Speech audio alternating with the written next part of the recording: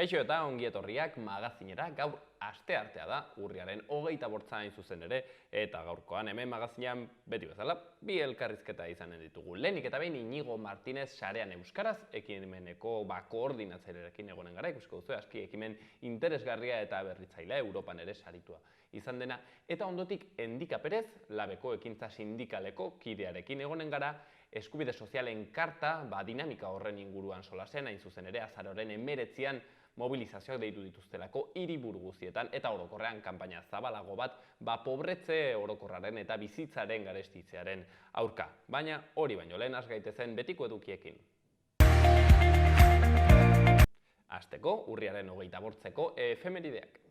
1821ko urriaren 28an Maria Pacheco errenditu zen Toledo Carlos lehenengoari emanez. Horrela, bukatu zen Gaztelako komuneroen gerra. 1908an Terence McSweeney, abertzale Irlandarra hil zen 73 egun gose greban eman ondoren. 1936an Alemania eta Italiak ardatzaren ituna sinatu zuten. 1940an Japonia batuko zitzaien.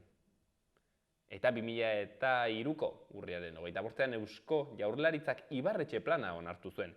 Proposamen honen arabera, estatutu berri bat egin beharko litzateke eta Euskal Herria eta Espainiaren arteko harremana aldatu egingo zen.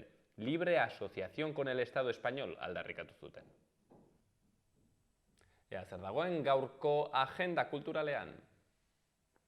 Gaur asteartean eleaniztasunerako lehenengo urratsetan bidelagun, 4:30 ikastaroa izango dugu Artikako udal aurreskolan.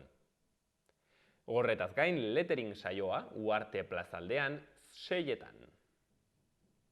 Eta Euskal Komunikabideak maingurua 7:30 Karrikri elkartean Xaloa telebistaren 25. urteurrena ospatzeko egiten ari diren hitzaldi zikloaren baitan. Bihar asteazkenean musika sortzeko eta nahasteko aplikazioak ikastaroa 8:30. Eta ipuin kontaketa basoko misterioak udazkenean 6etan Maitane Perezen eskutik izanen da. Eta hortzegunean Zuhaitzek dena dakite Virgine Albira ipuin kontalariarekin Atarrabiako kulturretxean 6etan. Larunbatean berriz Lorategian Teatro Paraiso Atarrabiako kulturretxean 6:30 antzerkia izanen dugu. Altsasu antzeslana Atarrabiako kulturretxean Hiruherriren partetik 7:30. Gaurko egunkarien azalak. Diario de Notiziasen lerroburu nagusian suak 4 urteko bataz bestekoak baino 30 aldiz landarerik gehiago erretzen du uda honetan. 12.800 hektarea erreziren eta batez bertzekoa ez zen 400 izatera iristen 2018 eta 2021 bitartean. Mendiak lehen goratzean, espezie bakarreko eremu handiak saiestuko dira. Peio Horiaren hitzak ere jarri dituzte, azken 50 urteetako urterik lehorrena daramagu Nafarroan. Klima aldaketaren beste adierazpen bat da, esan duenez. Argazkian, Itziar Gomez kontseilariak eta Nafarroko jatorri deiturako presidenteak azken mahats mordoak moztu dituzte. Izenburuan, mahats bilketa 60 milioi kilo mahatsekin ixten da. Berri gehiagotan, 20.000 bat, 1.000 euristek, ez dute errenta aitorpena egingo. 2.700 abeltzainek 6 milioi banatuko dituzte aurten krisiagatiko laguntzetan. Horretaz gain, aho batez, gaitzetsiko dute Aragoiko presidenteak foru erregimenari egindako erasoa. Eta azken berri batean, Volkswagenek hasieran esleitutakoa baino diru gehiago jasoko du. Diario de Navarrako lerroburu nagusian, maskara abandonatuek Sodena eta Zen aurrez aurre jartzen dituzte duela urtebetetik. Kasua publikoa izan zenerako hilabeteak zaramatzaten 1,8 milioiren truke auzitan. Argazkian polizia bat eta izenburuan Ricardoren 6 bizitzak. Ricardo Asiain Anton Iruñeko udaltzainak bihotz biriketako geldialdian zeuden pertsonak suspertu ditu bere ibilbidean zehar, azkena joan den asteburuan. Berri gehiagotan, lan kontratuen ia erdiak kualifikazio txikiko enpleguetarako dira. Eta Rishi Sunak, Erresuma Batuko lehen ministro berriak, Carlos Erregeak gobernua osatzeko agindua hartu du, eta gaur indiar jatorriko ekonomilaria ministro bihurtu da. Gara egunkarian Urkulluk estatutuari eutsi dio naiz eta mugak onartu. Lehendakariak atzo epaileak aldarrikatu zituen 43 urte geroago Espainiako estatutuaren borondatearen menpe bizi direla onartzen duten estatutu eskumenak bermatzeko. Bertze lerroburu handi batean, pandemiaren ondorio ekonomikoak, batez bertzeko errenta 0,9 jaitsi zen EAen 2019 eta 2020 urteen artean. Argazkian helikoptero bat ageri da ura hartzen eta izenburuan Balmasedako suteak 800 hektarea kiskali zituen. Berri gehiagotan, Rixisunak dirudunak hartuko du Listrusen lekukoa. Berria egunkarian berriz azalean zera jarri dute lerroburu nagusian. EITB-en zentsura dagoela salatu dute taldeko enpresa batzordeek. Langileen ordezkarien arabera, Maialen Arzaiusek paroten espetxealdiaz eginiko bertsoak kentzea izan da zentsuraren azken adibidea. Andoni Aldeka, zuzendari nagusiak aitortu du berak agindu zuela erretiratzea. Bertzalde, ikus-entzunezkoetan euskara sustatzeko pantailaldia kanpaina egingo dute azaroan. Argazkian Rixisunak lehen ministro berria. Erresuma Batuko Alderdi Kontserbadoreko buruzagi aukeratu dute Johnsonen agintaldian ogasun ministro izan zena. Sunakek gaur ordezkatuko du Listrus gobernuburu gisa. Eta berri gehiagotan, Frantziako gobernuaren aurkako zentsura mozioak ez dute aurrera egin. Baita ere, Txinako ekonomia 3,9 hazi da, gobernuak iragarritakoaren azpitik.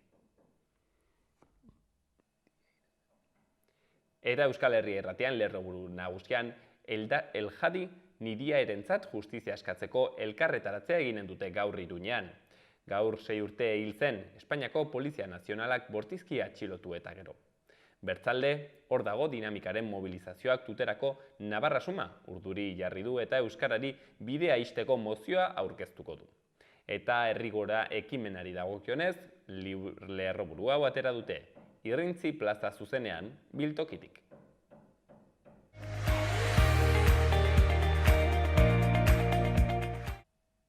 Gaurko eta biharko eguraldia. Asteartean hego haizea izango dugu hizpide berriro, goizean indartu egingo da eta arratsaldean zakarri ibiliko da. Bolada oso gogorrekin, temperatura maksimoek gora egingo dute eta kantauri isurialdean udako itxurakoak izango dira. Erdi mailako hodeiak eta goi hodeiak nagusi hasieran, han hemenka tanta batzuk botatzea baztertu gabe. Arratsaldean hodeiak gutxituz joango dira eta egunaren amaieran zerua garbi geratuko da. Asteazkenean hego haizea ez da hain zakarri ibiliko, baina oraindik bolada oso gogor batzuk izango dira batez ere mendebaldeko haizeguneetan. Hodeiak urdinguneekin tartekatuko dira eta baliteke momenturen batean zaparradaren bat uztea, bereziki arratsaldean. Temperatura maksimoak gradu pare bat jaitsiko dira, minimoek gora egingo dute apur bat.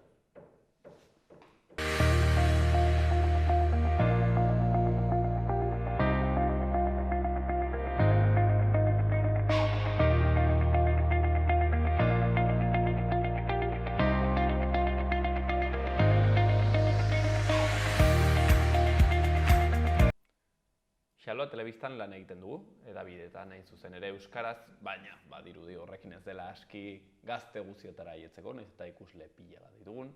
Zeren gazteak gero eta gehiago sare sozialen bidez eta teknologia berrien bidez, komunikatzen dira, horiek erabiltzen dituzte gero eta gehiago, eta euskara hor ere egon beharko du. Izan ere, badakigu jendartearen azkeneko kontuetan, puntan ez baldin bazaude, atzean gelditzen joaten zara, hizkuntza zaharkitua dirudi orduan eta gero eta gutxiago erabiltzen da, hori da gertatu dena hain zuzen ere, orain pantailekin, teknologia berriekin eta bar. Bueno, badakizue ala ere euskaldunak beti gaudela hor, honi bueltak ematen eta hain zuzen ere, sarean euskaraz ekimena abiatu zuten duela urte batzuk, hain zuzen ere saiatzeko egokitzen euskara sare sozialetara, horrekin gazteak erakartzeko, hainbat kontu gaur horretaz solastuko gara, eta, hain zuzen ere, zehazki, Inigo Martinez, saren euskaraz, ekimen honetako koordinatzailearekin gaude, arratsaldeon, Inigo. Mil esker etortzeagatik. Inigo, ea gaizaren hola modu sintetiko batean azaltzeko zer den sarean euskaraz programa hau? Bueno, sarean euskaraz 2017an martxan jarri zen, Euskara Bidearen proiektu bat da, eta bere helburu nagusia da euskarazko kultura digitala sustatzea eta zabaltzea. Eta gauzatzen da orain arte bi lan ildotan. Batetik antolatzen dira jardunaldi batzu Baluarten, gehien bat bigarren hezkuntzako ikasleei zuzenduta, eta gero bestetik antolatzen dira hainbat ikastaro Nafarroako herri ezberdinetan. Ikastaro hauek ere euskarazko kultura digitalaren ingurukoak dira. Baluarten egiten dena, ze gertatzen da hor, etortzen diren izateke laugarren mailako ikasleak eta zer egiten diezue? Bai, aurten urriaren 13 eta 14an antolatu zen, Baluarten, bi goiz izan ziren, aspaldi ez zirela bi goiz egiten, eta guztira 900 bat ikaslek parte hartu zuten, 9 ikastetxe ezberdinetakoak. Bi goizetan? Bi goizetan zehar, izan ziren 450 gutxi gara lehen goizan eta bigarrenean beste horren beste. Eta hori jendetza denez, antolatzen ditugu 3 taldetan, badira bertan 3 gune ezberdin du bakoitzak berezko egitarauarekin, eta goiza antolatzen dugu 3 txandatan, eta modu honetan ikasle multzo bakoitza goizan zehar badoa bere ibilbidea egiten eta toki guztietatik pasatzen. Jardunaldi hauetan, batetik jasotzen dituzte teknologia berrien inguruko lantegi praktikoak, hor banatzen ditugu talde txikiagoetan, 15-20 lagun gehienez ere, bertan egiten dute robotika, 3D inpresioa, errealitate virtuala, videomapping, app inventor, ikastaro mota ezberdinak, guztira 8 dira. Gero, badago beste eremu bat, erabileren ingurukoa, nolabait, azkenean gauza da teknologiak, baina beste gauza da gero nola erabiltzen diren, eta hor gure ustez bago gabezia handi bat ez, azkenean ez hasteko helduekin, baina gero nerabekin ere jartzen dira lanabes batzu beraien eskuetan, baina batzutan falta da igual oinarrizko formakuntza bat edo irizpide batzuk, eta, esaten dugu, motozerra bat ez zeniokela nerabe bati hala nola utziko ez, eta ordea smartphone bat bai, eta gero gertatzen diren gauza pila bat. Zein da arriskutsuagoa, Iñigo? Biak dira arriskutsuak.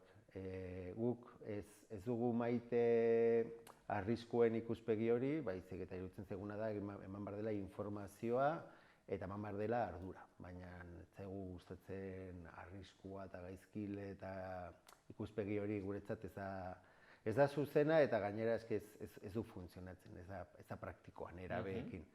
Horri ez dio... Ez, azkenean horrek akaso igual morbo gehiago eman liezaioke. Claro. Gu gehiago ez dut esango gaizkilearen ikuspegitik, baina bai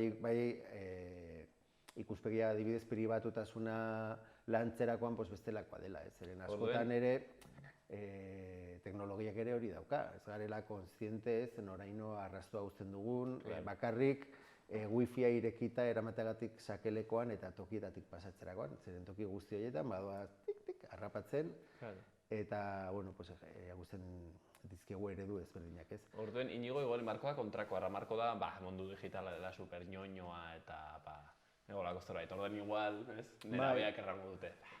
Aztemagara igual, helduak erabiltzen hori mundu digitala igual orduan erabiltzen. Bai, pasako dira analogikoara berriz ere. Bai, orduan hori, pizkat hori, era-areto horretan erabilera lantzen dugu, pribatutasunaren ikuspegitik eta baita ere pertsonen arteko harremanetan edo zaintzaren ikuspegia sartuz. Ez izan ere, badelako eremu bat, sare sozialena non joera dagoen modu errez batean despersonalizatzeko, mina emateko, empatia galtzeko eta bar, eta, egiten dizkiegu tranpatxo batzuk, ez, ikusteko batean, nola ze errezan kasartzen den, ez? Adibidez? Ezin dugu spoiler lana egin markatu. Ezin egin, Baluartera, sarean euskara. Hori da, bai. Eta azkenik, nolabait hirugarrena ardatza Baluarteko jardunaldian, orain arte zen infoaretoa deitzen genuen bat, baina aurten erabat irauli dugu eta jolas aretoa bilakatu da, eta bertan egunean behin jokoaren zuzeneko partida bat jokatu da, eta nahiko pozik gaude emaitzarekin. Hori da gamingaren kontua? Noizbait ere entzun dut gaminga orain sartzen dela, ez dakit ongi zer den kontzeptu hori? Bueno, gaming da bideo-jokoekin jokatzea edo mundu hori da gamer mundua, ez? Eta aurten egin duguna izan da lehendabiziko aldiz aipatutako lantegi horietan ikasaretoan sarbide eman diogu Game Erauntzia izeneko elkarte bati. Beraiek lantzen dute Euskal Herri mailan bideo-jokoen mundua euskaraz, eta haiek antolatu dute gamer gela lantegi bezala gure jardunaldien barruan. Eta hala izan zen baluarteko bi goiz horietan, hainbat ikaslek izan zuten suertea hori daztatzeko. Egiten zieten lehendabizi sarreratxo bat, zer nolakoa den euskararen egoera ez, bideo-jokoen munduan eta bar, eta gero ze eskaintza dagoen gaur egun euskaraz, nahiko zabala dena, baina bizan dena, ez dena gaztelera edo beste hizkuntz masiboago batzuek daukaten katalogo edadura bera, baina eta hori izan zuten probatzea bideo-joko horiek euskaraz. Ez dakit inigo, horietako jarduera baten bat gustokoago duten bertze baten bat baino? Bueno, bizan dena. Askotan dena den, askotan gertatzen dena da, gauza bat da zuk, eta denoi gertatzen zaiguna, ez? Gauza bat da ezagutzen duzunaren arabera, ez? Orokorrean ikastaroetan guztietan ongi pasatzen dute. Errealitate virtuala egiten zaie deigarriago App Inventor baino, baina gero App Inventor lantegia egiten dutenak flipatuta ateratzen dira. App Inventor bada lanabes bat balio duena, hain zuzen ere mugikorrendako eta bar aplikazioak garatzeko modu erraz batean, bakarrik interfeiz grafiko batekin, programaziorik gabe, eta komenigarria da lan egitea ere Android mugikor batekin, zeren horrek ahalbideratzen dizu momentuan prestatzen ari zaren aplikazio hori zure telefonoan lanean ikustea, ez? Eta lan egiten duzu segituan eta oso modu errezean telefonoak dituen sentsoreekin, eta bar, ez? Eta horren, flipea da, ez? Azkenean badagor itzuli bat, ez? Retorno bat oso azkarra, eta ikaslentza bada oso satisfaktorioa, ez? Egiten dut hau, eta segituan, eta pin, eta pan. Horren, errena da, orokorren egiten ditugun lantegiak ongi pentsatuta daude, eta gustora egiten dituzte. Baina egia da ere, batzuk besteak baino erakargarriago egiten zaizkiela aldez aurretik, eta normala da, bizitza horrela da. Eta zure sentsazio da inigo, azkenean honen helburua, ez, nolabait ere da, ez dut errango eskusa bat, baina bai da egokitzen nolabait ere euskara, 21. mende honetara, ezta? Baina, helburua azken finean baita ere da euskara bera sustatzea, ez azkenean hori da nolabait ere xedea. Uste duzu laguntzen duela, ematen duela pausotxo bat horretan? Pentsatu nahi dugu baietz, eta ziur gaude baietz. Gure ustez, ezinbestekoa da ekosistemak sortzea edo lantzea, gero hor bizitasuna egon dadin. Eta zentzu horretan garrantzitsua da lanabesak egon daitezen euskeraz, jendeak lanabes horiek euskaraz erabilditzan eta euskarazko edukia sor dezan. Uste dugu, esaterako berriki atera ziren UEMaren ikerketa baten datuak, nola ikusentzunezkoetan gehiago telebizan eta bar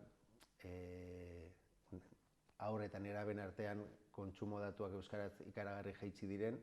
Azken urteetan. Azken urteetan bai, eta gure ustez horrek badu zer ikusi handia ekosistema aldatu delako, ez? Lehen hainbat belaunalditan Euskal Herriko hainbat aurrek ikusten zuten ETBn marrazki bizidunak euskeraz eta baina gaur egun nola erreferentzia gehiago dauden, ez bakarrik hori, baizik eta plataformak eta bar, eta hortaz, eta hor euskerak ikaragarri galdu du presentzia ekosistema berri horretan, ez?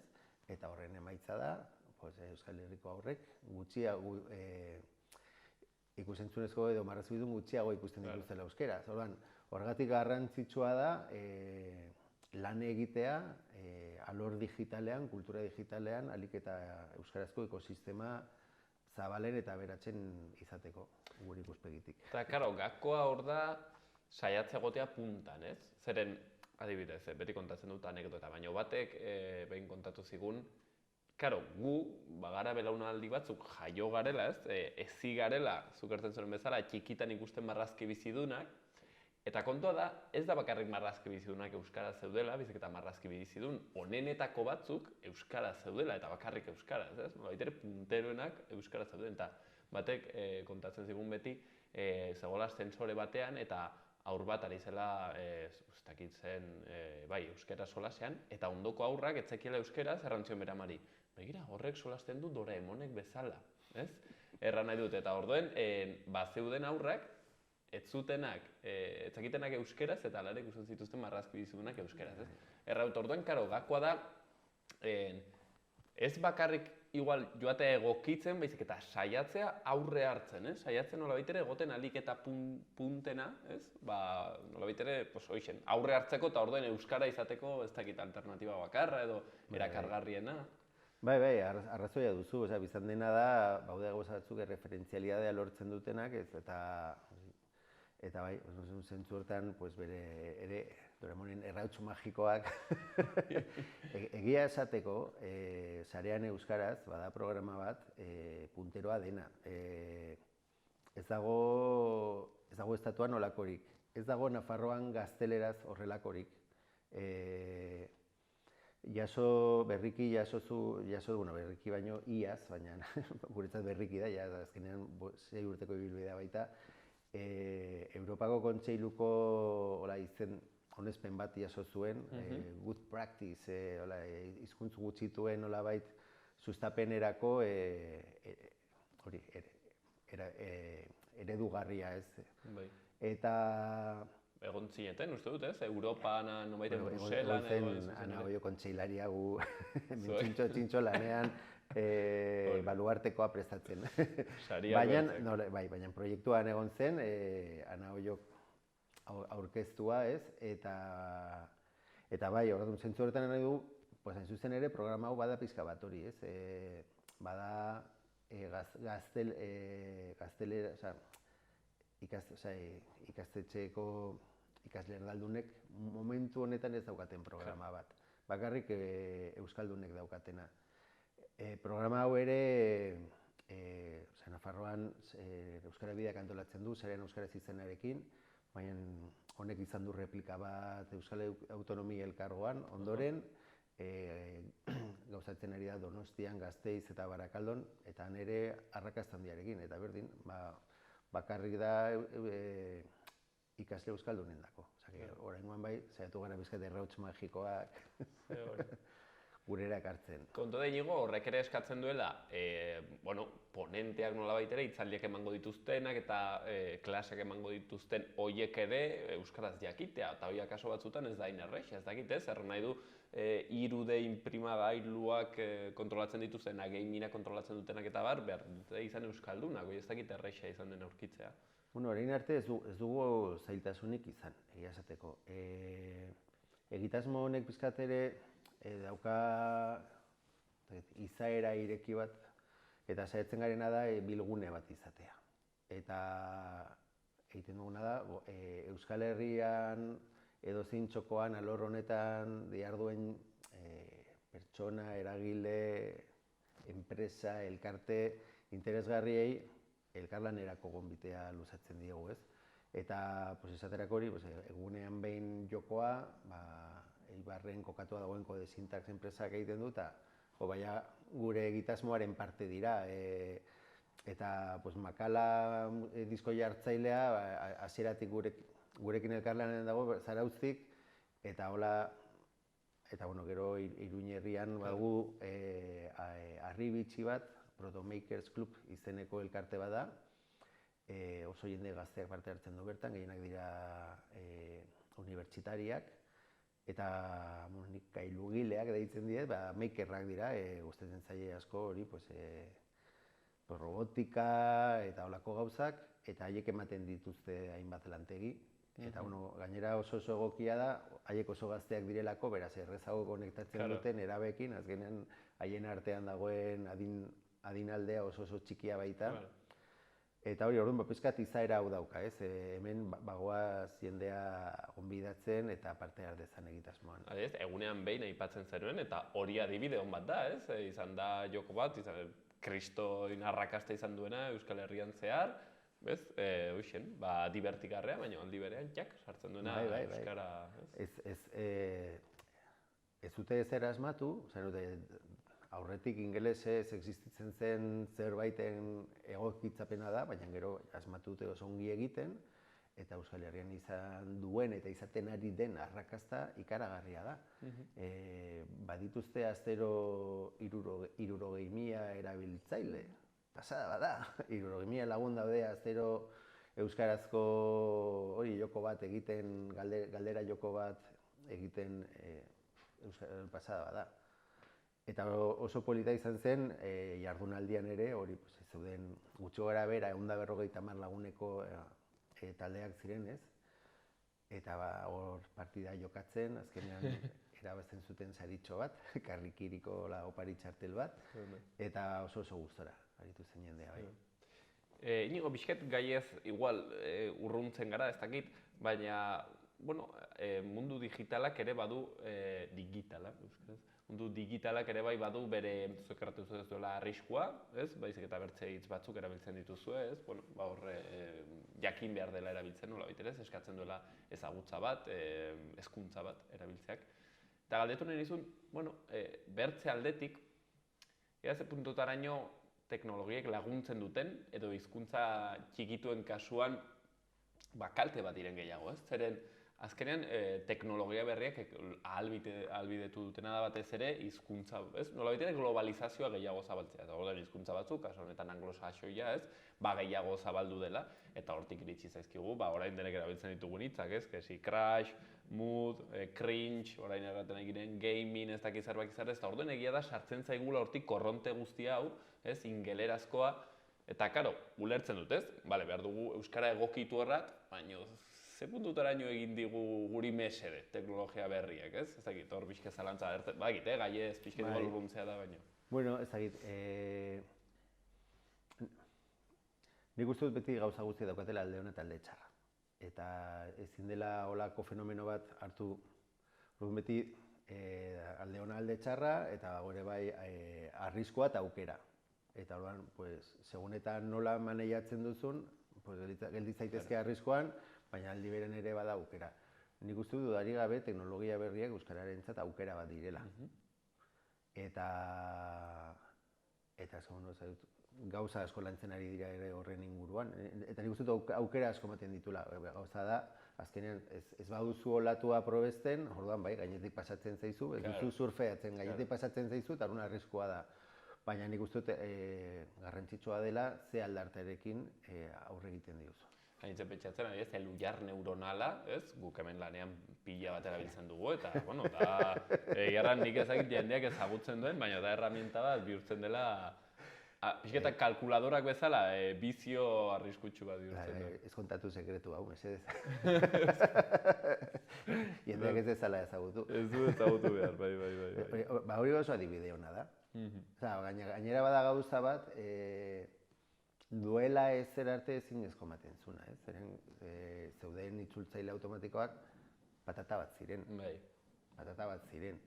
Eta ni lanagatik bolada luze batez egokitu zait tarteka itzulpenak egitea, eta lehen pentsa ezina zen itzultzaile automatikoan oinarritzea, erabiltzen nuen batzutan terminologiagatik, ez? Igual, zaizu ateratzen hitz bat, aber nola itzuli duten, jo, begira, pum, hitz, bai, igual hitzak bai, ez? Baina itzultzaile neuronalekin, lehendabizi elujarrekoa eta gerora jaurlaritzarena, izan zen batean, ostras, itzulpen horretan oinarritu ahal izatea, eta esatea, orain, zuzenduko dut. Xehetasun Bai, batzuk aldatu. baina joan dira hainbeste hobetzen, askotan ez esaten duzu, jo, eske nik dago, perfecto dago, eta gainera nik ez nuke horren ongi itzuliko. Eta iritsi da ere momentua, non harrapatzen dituzunean huts egiteak, ia ilusioa eta guzti egiten dizu. Harrapatu zaitut. Oraindik hobea naiz. Bai. Baina aluzinantea da, eta hori adibidez, oso eredu ona da. Bai, egerran adez, tresna horrek, ostra, nik uste itzulpen gintzan eta lagunduko duela pile bat, egin alizateko, hainbertze kontuetan, testuak ateratzen direnean eta hemen beti atera behar ditugu bi hizkuntzetan, eta horrek erresten dizu lana pila bat, enbertzenaz, itzultze lana gogorra da. Batzutan maten du dela, ez bai, hartzen zara itzule, eta ez du, itzulpenak eskatzen du, eta euskaraz gehiago. Bai, eta ongi egitea, ez eskemak bere horretan, ongi itzultzeak lan handia ematen du, bai.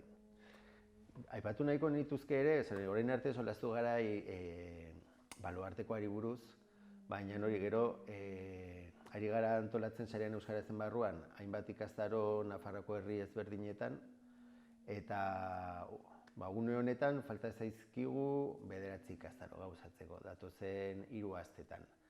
Eta hori, animatu nahi nuen jendea sareaneuskaraz.eus webgunean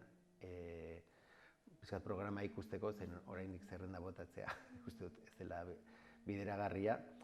Eta ikusteko ze ikastaro dauden, baditugu oraindik Iruñan, Burlatan, Antsoainen, Urrotzirian, Atarrabian, Tafallan, Etxalarren, eta baten bat ahazten ari naiz, barkatu.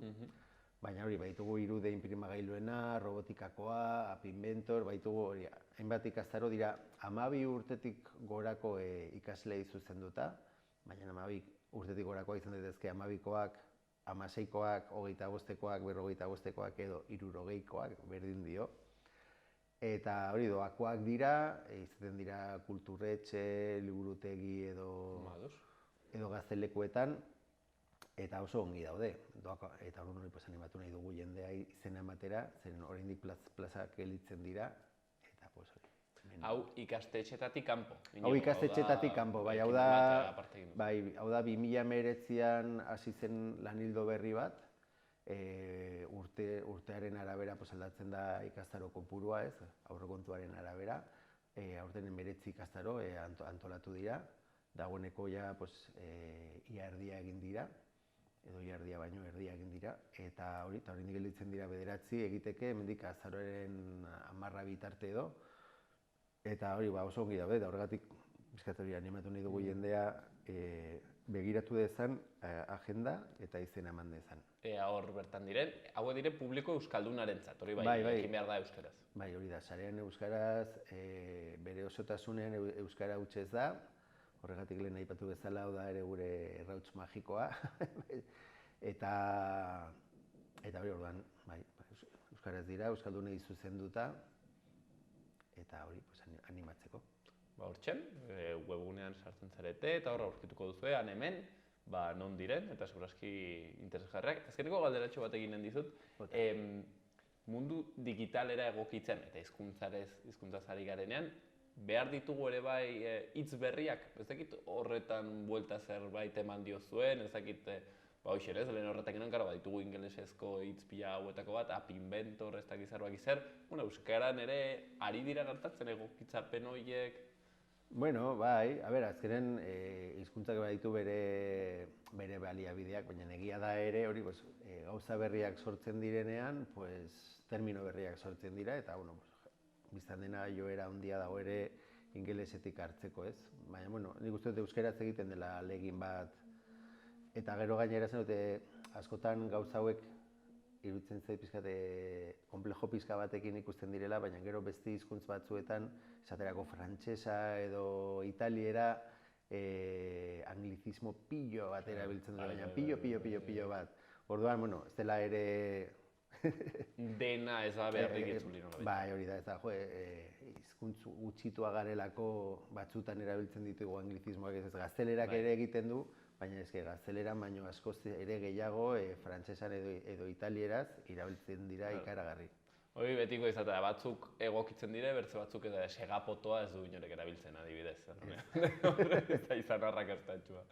Baina bertze batzuk igual egonen dira. Bai, segapotoa ez, baina mugikorra bai, Hoxe. ez du ere zertan smartphone izan behar, ez? Bueno, Bai. Xagua, bai, lehenu ere nintzen pentsatzen, xagua erabiltzen Bai, da. bai. Edo bat gustatzen zaidana eta aprotxatuko temendik telebistatik errateko lagun batzuek deitzen dute USB-ari kaparra. Iruditzen zait arrasona, kaparra hor burua sartzen dut. Oso ongi. Gure kapar digitala. Ederki. Bueno, erran bezala, sarean euskaraz ekimen hori, nola baitere txirik ordatzeko euskara eta mundu digitala, beti ere euskara egoteko hor behar duen tokian puntan modernizatzeko euskara. Eta hoxen, erran bezala, inigo erran dugun bezala, sartu hor webgunean eta ikusten alko duzue, ea zuen herrian zuen tokian badagoen, horren inguruko ekimenik, ikasgairik. Eta inigo hemen utziko dugu, pentsatzen dut honek ibilbide luzea duela, gero eta gehiagora doana, edo behintzat arrakastatxu mantentzen dena, beraz zorionak, eta anima honetz. Mila esker, espero ezagun ibilbide luzea izan dezan, eta eskerrik asko gomiatzagatik.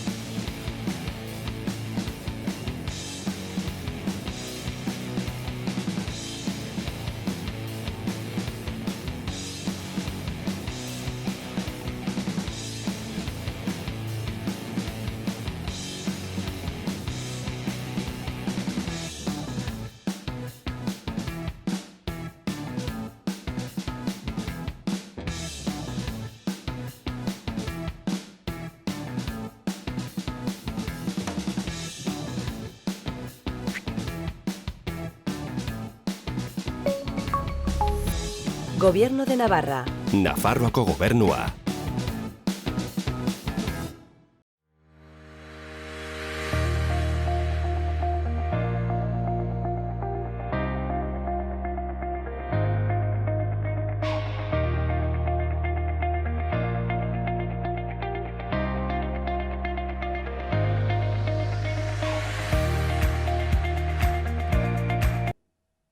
Eta udaletako albistetan ea zer dagoen. Burlataren kasuan, musikari txikiak tailerra. 0-3 urteko aurreta gurasoentzat azaroan zehar izanen dira. Izen emateko azken eguna azaroren 4. Horretaz gain, iragarki hau jarri dute Burlatako webgunean. Martxoaz geroztik Burlatako emakumeen etxea izateko gune bat dugu herrian. Udaleko berdintasun alorretik Burlatako emakume guztien topagune eta partaidetza gunea izatea nahi dugu. Eta horregatik bertan parte hartzera gonbidatzen zaitut. Zurekin kontatu nahi dugu, zein jarduera egin daitezkeen eta espazio hori nola antola daitekeen pentsatzeko. Eta Iruñean berriz, Iruñak Aire Zabaleko museoa du bere espazio publikoan, eta herritarrek 200 eskultura baino gehiago ikus ditzakete bertan.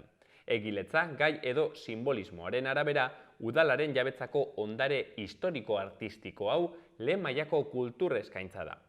Horrez gain Iruñeko udalak Urdanoz taldetik, etxabakoitz, hurbil dauden aur jolasak berrituko ditu, jolasok estaltzeko aprobetxatuz.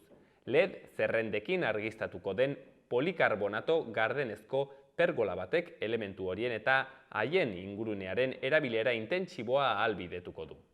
Eta Enrique Maia alkateak Paulina Fernandez Mañuetako txurroa zoriondu du.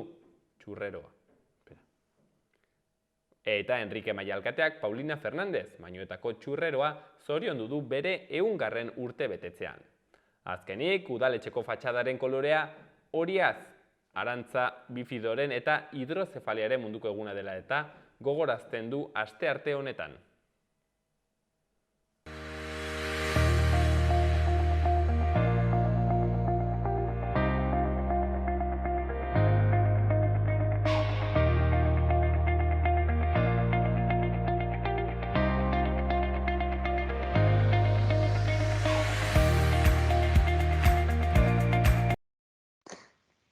Gero eta gehiago dira, telebistan, edabideetan, agintari politikoak, ekonomialariak, erraten dutenak, nola gaitere, segurazki udazken negu hau aski gogorra izango dena, batzuk ere 2023ko atzeraldi ekonomikoa egongo dela aipatu dute, eta hain zuzen ere hemen Hego Euskal Herrian eskubide sozialen karta delako dinamika hori duela ja urte batzuk hasi zen mobilizatzen, mugimenduak egiten, nola baitere aldarri sozial andana bat elkartzen, saiatzen, eta segur gaude, zoritxarrez, udazkenetan negu honetan, izango dutela presentzia handia, eta 2023an ere segurazki ere, gauza guzti horiekin buruan, zehazki azaroaren 19 mobilizazioak deitu dituzte, eta orokorrean kanpaina oso bat pobrezioaren kontra, eta guzti horreta solasteko gaur Endika Perez Labeko ekintza sozialeko kiderekin gaude. Arratsaldeon, Endika.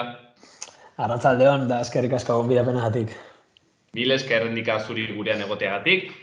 Beraz, mobilizazioak deitu dituzue azaroaren 19an. Zer da orokorrean, Endika, aldarrikatzen duzuena, hola, modu sintetiko batean? Modu sintetiko batean da, bizitzaren garestitzea, areagotzen ari dela, pobretze prozesu bat areagotzen ari dela langile klase eta herri sektoren bizkarrean, eta beraz horri aurre egiteko, herri mugimendu eta eragile sozial eta sindikaletatik, kalera atera eta aldarrikapen taula baten baitan, egoerari aurre egiteko proposamena da, daukaguna esku artean momentu honetan.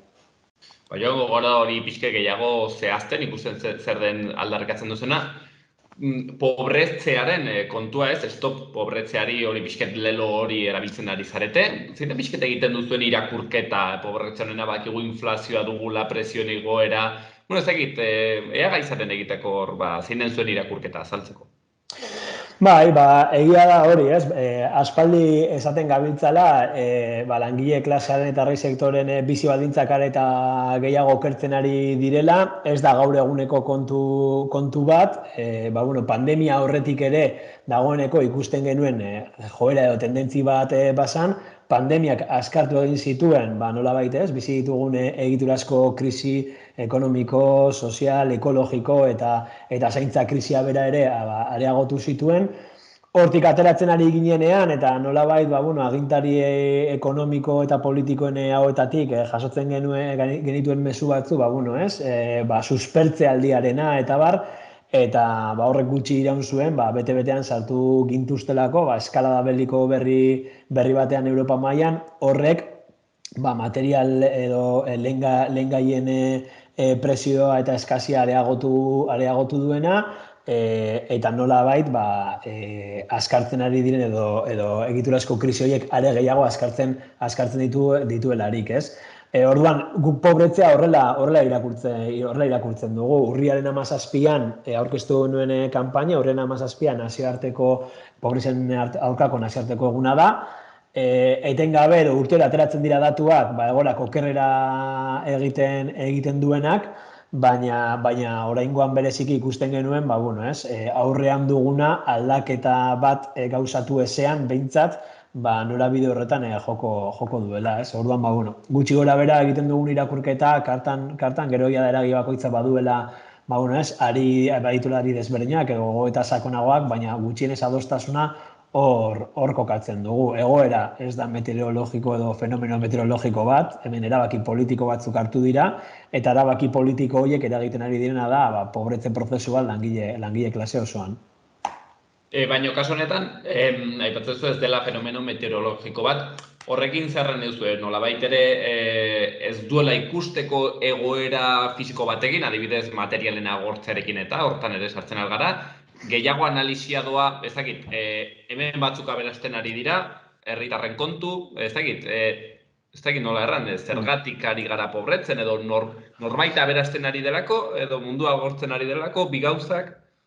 Guk ez dugu egiten inolaz ere, egun krisi ekologiko betean gaudela, ez? IPCC-aren panelak azaldu duen bezala, mugimendu ekologistak urteetan adierazi izan duen bezala, eta uda honetan, gure larrutan gero eta nabariago bizitzen ari garen bezala, krisi ekologiko horren adiera bat edo eremu bat bada larrialdi klimatikoa eta larrialdi energetikoa, argi eta garbi, Ukrainen gertatzen ari denak edo Europan gatazka beliko bat egoteak areagotzen du krisi energetiko hori, hartzen ari diren erabakingatik, baina justu horregaitik esaten dugu ez dela fenomeno meteorologiko bat, ez?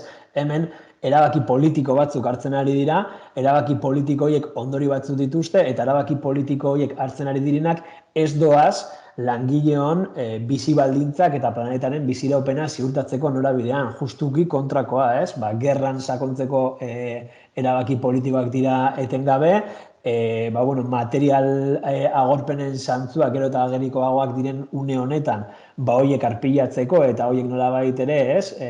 Gutxi batzutan metatzeko leia geopolitiko baten aurrean kokatzen gara, eta hor, nolabait, lehen estenari dena da, gutxi batzuen interesak, oligopolio energetikoaren interesak, kapital handiaren interesak, herritar eta langile eta herri sektoreen interesak eta planeta beraren biziraupena baino, ez?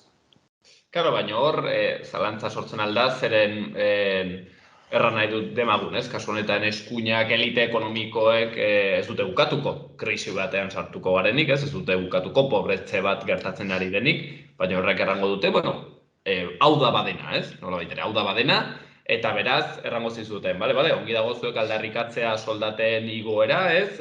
Pentsioen igoera, baina, haizu, hemen krisi batean gaude, pobretze batean gaude, eta dirurik ez dago, nondik demonio aterako duzu dirua, hori errango zizuten. Bai, eta oso diskurso erreza da, baina aldi berean tranpatia eta gezurra, ez? Aberastasuna eta dirua egon badagoelako, kontua da gero eta modu injustuagoan edo bidegabean banatzen dela, eta gehiengoaren aurkako erabakiak hartzen direla esaten dugunean, esaten ari gara, inoizko banaketarik eta injustuena gertatzen ari dela. Badakigu sistema kapitalista heteropatriarkal hau ez dela bidegabea, ez dela bideragarria, ez sozialki eta gainera ekologikoki gero eta jasanezinagoa bilakatzen ari dela, baina gutxienez gaurkoz ditugun eskumenekin, bai Euskal Herrian, baina baita ere Europa mailan hartu daitezke beste norabide batean erabaki politikoak bermatzeko bidezko banaketa bat ematen dela, eta hori justu da aldarrikapentanoa jasotzen dugun aldarrietako batzuk edo ardazten dituztenak, ez? Hemen langileok ekoizten dugu aberastasun bat, sortzen dugu aberastasun bat, eta aberastasun hori gero eta esku txikiagotan metatzen ari da, orain ikusten ari da, ez? Gasolinaren prezioa eta bestelako lehengaien prezioa gora doazen heinean, multinazionalak aberasten jarraitzen dute, eta inoizko etekin eta muskinik handienak ari dira metatzen, beraz, hor dago benetan erroko aldaketa ematearen behar izan hori, edo adierazle horri. Egon badago guztientzako eta modu duinean bizitzeko aukera egon badago, kontua da oraingo eredu ekonomiko, sozial eta politikoaren erroko aldaketa bat eskatzen duela baitizko banaketa hori gauzatzea. Karta sozialen, eskubide sozialen karta honek baitu urte batzuk, kaso aurten bereziki hartu du zentralidadea erdigunea energiaren kontuak, badu sentsazioa ez, denei tokatzen ari zaigunez, duenez ikusteko Ukrainiako aferarekin eta ez, aurten behintzat energiaren kontonek izugarrizko hori ez, presentziari du izaten lerroburuetan, gure bizitzetan, eta ez horri toki zuek ere bai ez, berezia eman diozue kasu honetan.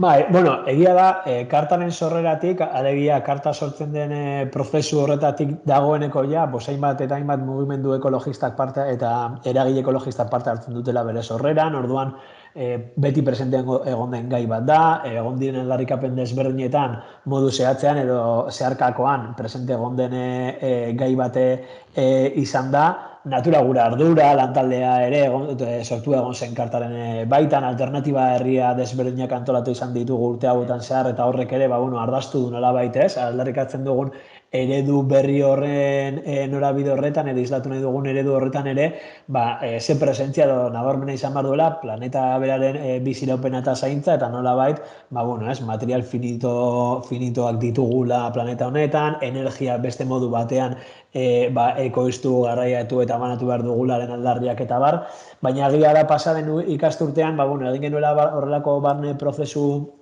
txiki bat, antolaketari begirakoa, eta baita ere aldarrikapenei egungo testuingurura egokitzeko, gehiago pandemiaren ondorengoetan pentsatuz, baina horrek eragiten du, koiunturari erantzuteko momentuan egiten ditugun azterketa edo analisiek, kointzidentzia hori ere badutela, egun krisi energetikoa parez pare dugune erronka bat da, eta beraz horri begira ere, edo horrek ere behar du leku propio eta espezifikoa izan, eta lehen lerroko edo agendan, lehen lerroko aldarrikapena izan behar duela, ez? Justo aldarrikapen horietan, energiaren demokratizazioa pixketez, erabiltzen den mantra bat izaten da, zuen kasuan gainera publifikazioa eskatzen duzue, hau handika lorgarria da, hau da zerbait posible dena da, energiaren sektorea publifikatzea datorren urteetan? Bai, klaro, hemen da, betikoa, borondate politikoa egon ezkero gauza asko dira lorgarriak, eta are gehiago ikusten ari gara, orain bera gutxira arte mantra neoliberalaren baitan egon den diskurso horretan, alegia, merkatua intervenitzen ez den mantra hori, dagoeneko Europan ez dela tokirik, ez? Eta Europako hiru egunetan nazionalizatu dituzte, ez?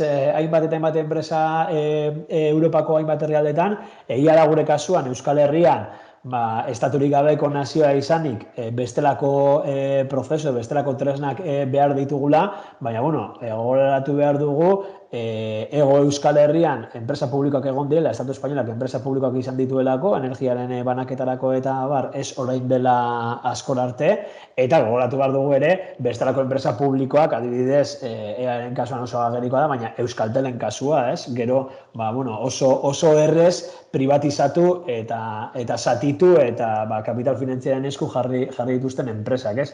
Beraz, iruditzen zaigu baietz, egingarria dela, posible dela, eta batez ere beharrezkoa dela. Hori ikusten dugu, beraz, nahi baldin baditugu ziurtatu herritarren oinarrizko eskubideak, nahi baldin badugu benetan trantzizioa gauzatu, orain asko hitz egiten delako trantzizioaz, baina hitz egin beharko genuke nork gidatzen duen trantzizio hau, noren interesan gidatzen duen trantzizio hau, guri iruditzen zaigu, lehentasuna izan beharko luketela, langile eta herri sektoren interesak, planetaren biziraupena, eta norabide horretan, beraz, bai dela beharrezkoa, eta bai dela urgentea, energia sektoraren publifikazioa, horren gaineko kontrol publiko eta soziala, produktu energetikoen prezioa kontrolatzea eta mugatzea beharrezkoa den bezala, edo bide horri bat demokratikoki planifikatzeko behar izana dugun bezala, ez? Hemen trantzizioa hitz egiten da, baina nola antolatuko dugu hori, non daude langileen eta herri sektoren interesak eztabaidatu eta leheneratzeko espazioak demokratikoki planifikazio hori egiteko. Horrelako apusturik ez dugu ikusten ez agintari politikoen esku, eta ere gutxiago patronalaren edo agintari ekonomikoen eskutik, ez?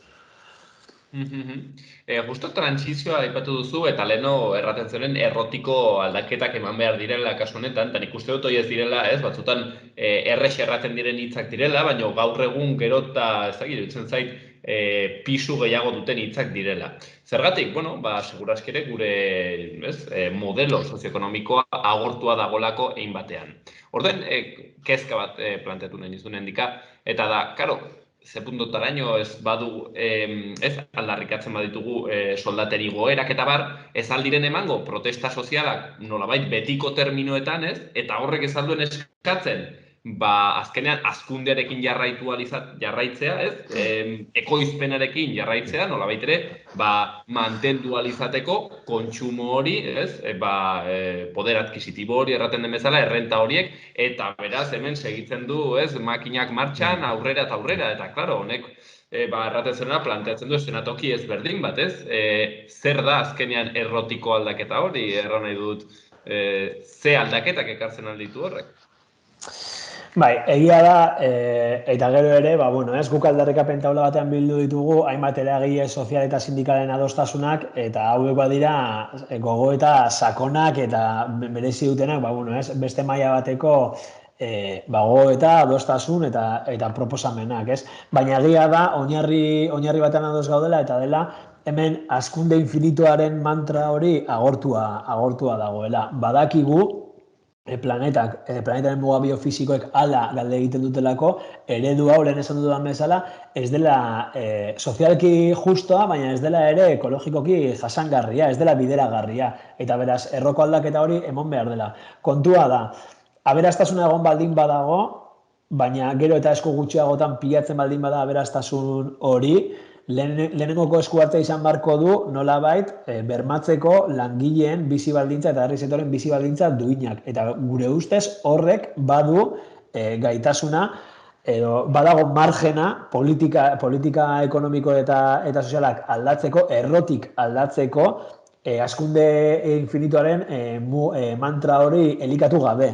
Eta esaten dugunean soldatan 1.400ean kokatzea soldata minimoa edo pentsioa 1.460 eurotara bideratzea, esaten du, baldin badago inor esaten duenik ez dagoela diru horretarako, ez da egia badakigulako, kapitalak zeaberastasun eta ze mozkin ateratzen ari dituen momentu honetan, baina ere gehiago horrek ere ez du elikatzen hazkunde etengabearen mito hori horregaitik, horrekin batera behar ditugu adostasunak eta bide horri bat nolabait ezarrita ditugun mugak fisiko horien aurrean herri bezala nola erantzuko diogun planifikatzeko eta eztabaida bat gauzatzeko norabide horretan zer gauden prest, ze sektore produktibotan hasi behar garen, ze sektore produktibo murriztu behar ditugun, non inbertitu behar dugun zerbitzu publikoetan, eta guzti hori. Eta horretarako borondate politiko bat egon behar du, eztabaida sozial eta politiko bat eman dadin,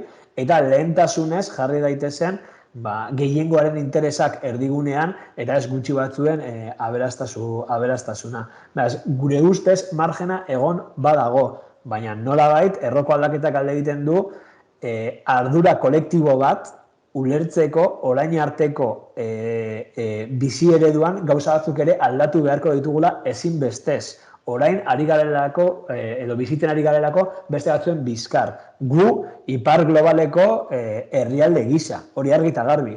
Hori bai horrek ezin duena da ekarri, diskurso trampati hori nolabait, orduan eskubide sozial eta bizi baldintza duina bermatzeko egiten dituzun aldarrikapenak ezin dira bermatu, ez? Are gehiago, horrek dira bermatu behar ditugunak eta beste batzuk askoz ere gehiago murriztu beharko dituzte euren irabaziak edo euren bizi estiloa. Hortzen dago, ez? Funambulista bezala, nolabait ere bi gehiegikeri horien artean, ez? Segurazki ere, kontuan izatea, ipar globalean zeinen gure aztarna eta aldi berean kontuz diskurtsoekin, nolabait ere, ekofasismo batetik erraten den bezala, legitimatzen dutenak pobretze orokor bat, ez? Balizko, agortze batekin, adioz Macronek erraten zuen bezala, ez? Abundantzia. Oparotasuna bukatu dela, baina bukatu da norentzat, ez?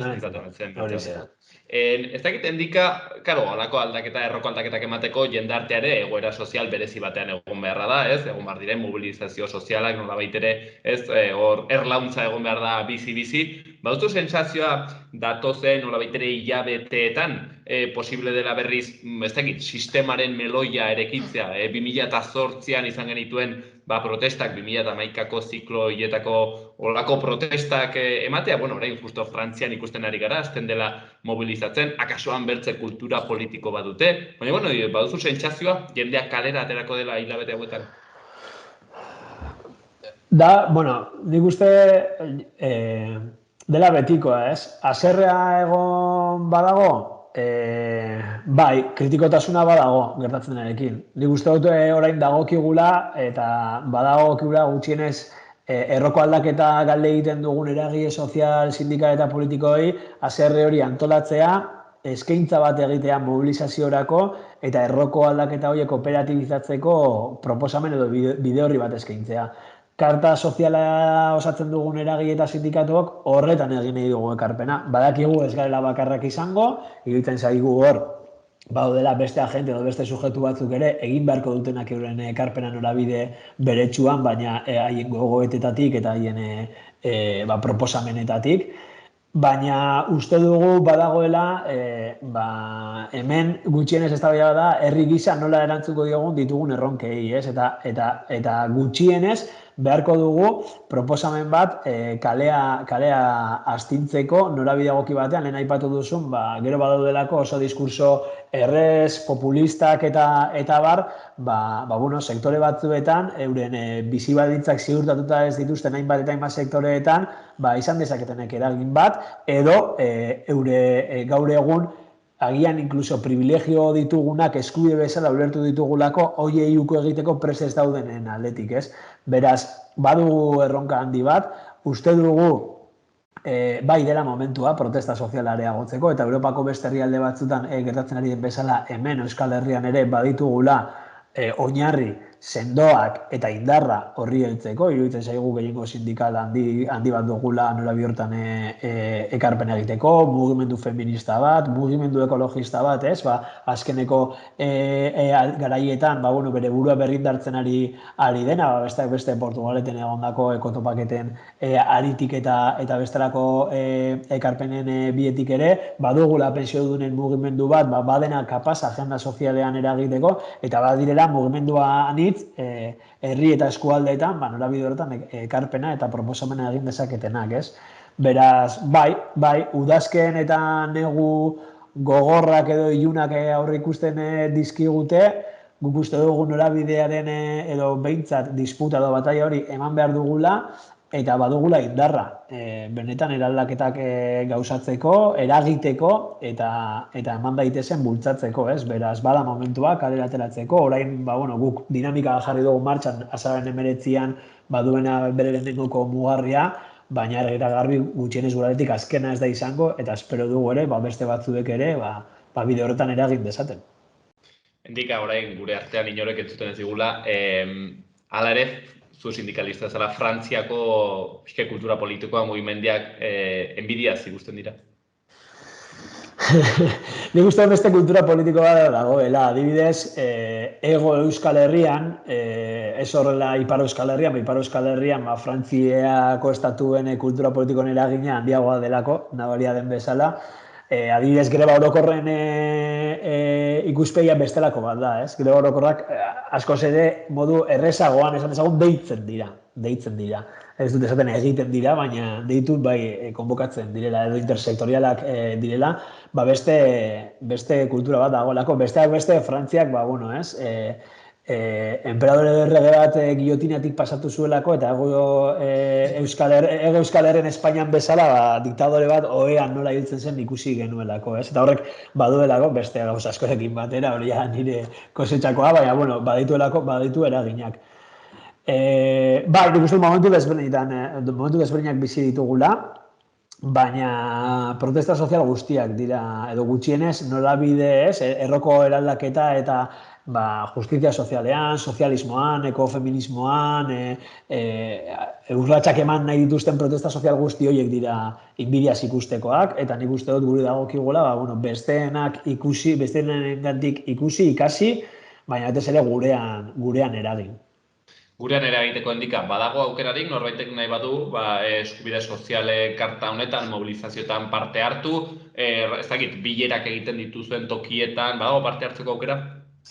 Bai, noski, guk momentu honetan duguna antolaketa eredua nahiko simplea da, kanpaina hau martxan jartzeko hainbat eragile bildu gara, orduan, horien aktak eta gure saretan eta zabaltzen ditugu, eta edozein eragile gonbidatua dago, parte hartu nahi baldin badu, zuzenen kanpaina horren diseinuan eta ekarpenak egiteko aukera du, eta gero hiriburuetan baditugu, Euskal Herriko 4 hiriburuetan baditugu karta sozialeko hiriburutako markoak, horra normalean eragile sozialek parte hartzeko aukera handiagoa dute, badakigulako, maila nazionalen antolatzea ez dela batere erreza, eta erritmoak, eta desplazatzeko, eta bar, zailagoa izaten da, nahi saiatzen garen baliabideak jartzen, online, bilerak egiten, eta horrelako gauzekin, baina, gutxienez, edo besterik ez bada, hiriburuetan ere badago ekarpen hori egiteko. Hori, modu iraunkorrean edo modu puntualetan bileretan parte hartu nahi dutenentzako, baina besteren artean azaroak 19ko mobilizazio hori, konfluentziarako mobilizazio bezala ezagorritu nahi izan dugu, beste eragile, beste mugimendu batzuekin batera elkarlanean egin nahiko genuken mobilizazioa delako. Kartak bere aldarrikapenak jarri ditu, bere markoa ezarri du, baina hor badute aukera, beste eragile batzuk, beste mugimendu batzuek, mobilizazio egun horretan ere, euren aldarrikapenekin, euren proposamenekin, beti ere, adostasunearen bidetik eta aliantzareak eraikitzeko ikuspegi horretatik, parte hartzeko. Hortxean azaroren 19an hitzordua, Euskal Herriko hiriburu guztietan, oker ez banago ez handika? Bai, holan da, Araban Artiumetik izango da goizeko 12etan, eta gero Iruñean izango da, Iruñean, Bilbon eta Donostin, arratsaldeko 5:30etan, Iruñaren kasuan, Baluartetik abiatuko da manifestazioa, eta esan dakoa, gure asmoa bada, beste leku batzutara begiratzeaz gain, gurean ere eragiten hastea, eta kaleak hartzeko proposamena egitea beste mugimendu batzuekin batera. Eta motorrak berotzeko gainera, bihar ere Gasteizen energiaren inguruko hitzaldia okerrez banago. Horixe, hor badaude 4 islari, holan puntakoak esango dugu, ikuspegi desberdinetatik eta egingo dutenak hitzaldi hori, eta Judimendiko auzo elkartean izango da, arratsaldeko 7etan, okerrez baldin banago, ez daukat orain eskura eta ez dakit buruz.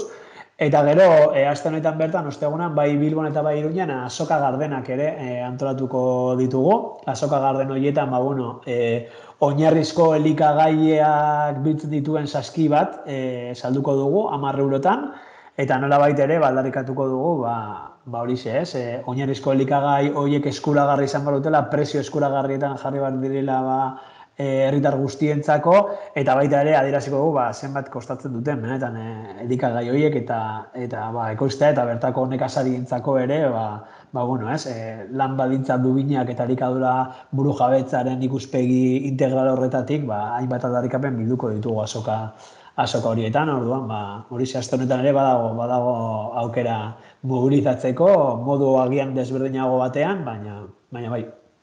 Euskal Herrian parte hartzeko abagunea ez da falta izaten, hori argi dago. Endiga Perez, erraten gana bezala, Labeko ekintza sozialeko kidea, eskubide sozialen karta honen inguruan solasten, izanen dugu segurazki honen berri gehiago udazken eta neguenetan zehar, eta segurazki ere 2023an zehar ere bai. Endika mila esker handiz, denbora tartetxoa gurekin partekatzegatik, eta egiten duzuen lan guzti horrengatik. Bale, zuei, eta horixe, egongo gara, mila esker.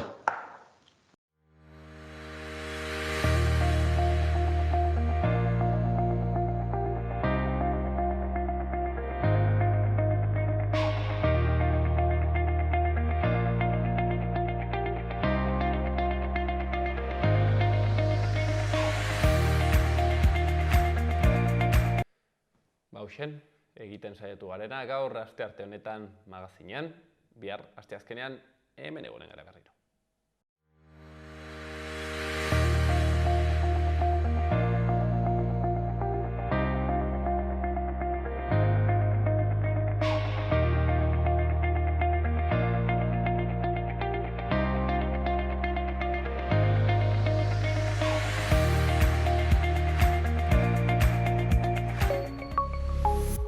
Gobierno de Navarra. Nafarroako Gobernua.